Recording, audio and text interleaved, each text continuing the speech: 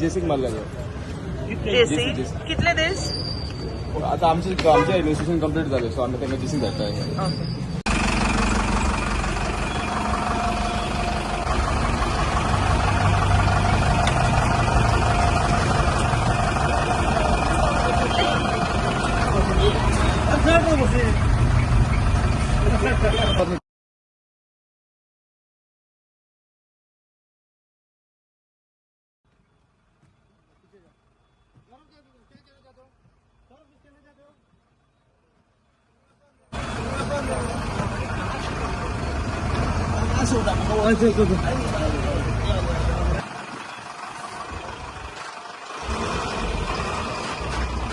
In this Birch matter, the police have filed a charge sheet.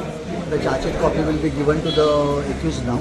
So altogether 13 accused are made as accused. So the court will serve them the summons and then they have to come, others have to come and take the charge sheet. But whoever is in custody, they will be given the copy of the charge sheet. And then the process will follow. Thanks.